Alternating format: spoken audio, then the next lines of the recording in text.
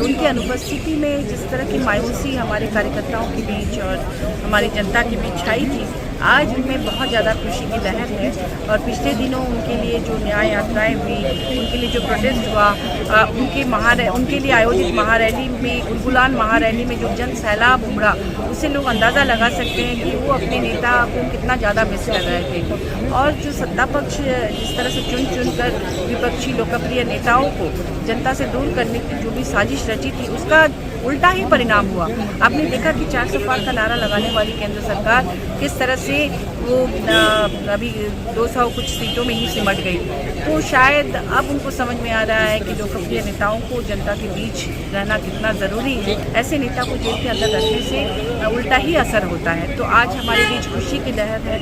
हमारी जो कार्यकर्ता हैं हमारे, वो जश्न मनाने की तैयारी में है। और हम लोग यही ईश्वर से दुआ करेंगे कि वो हमेशा कार्यकर्ताओं के बीच में रहें, जनता के बीच में रहें, ताकि जिस तरह से उन्होंने जो पॉलिसीज़ जनता के लिए लाई है झारखंड में, हर एक उम्र के लिए, बुजुर्गों के लिए, बच्चों के लिए, युवाओं के लिए, उसका भी बहुत अच्छा परिणाम आ रहा है। लोगों का भरोसा उन पर बढ़ रहा है और उनका जो सपना है, और शंकरगुरु शिबू सोरेन जी के सुपुत्र हैं, तो उन दोनों का जो सपना है कि अपने राज्य को देश का नंबर 1 राज्य बनाना है, क्योंकि प्राकृतिक रूप से हमारा राज्य इतना समृद्ध है, तो वो सपना निश्चित रूप से पूरा होगा।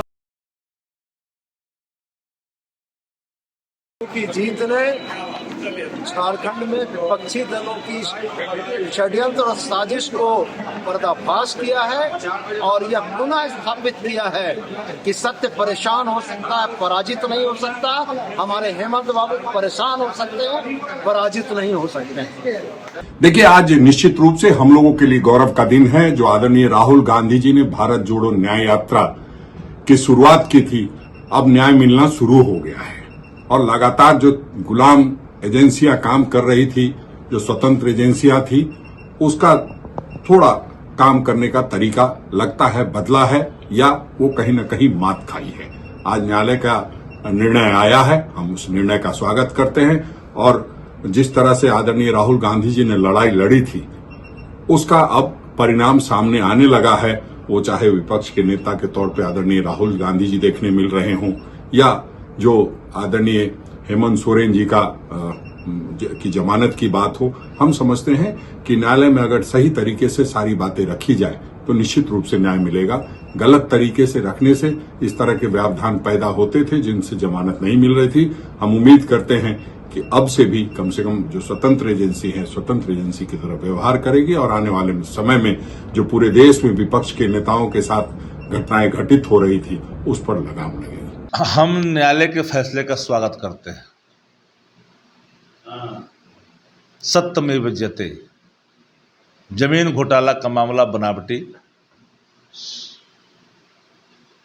बनाया गया था और हेमंत सोरेन जी मुख्यमंत्री थे, उनको जेल में डाला गया था। लेकिन न्यायालय ने आखिरकार चीज़ों को बारीकी से समझने के बाद बिल दिया है 50,000 के मुचलके पर। हम स्वागत करते हैं।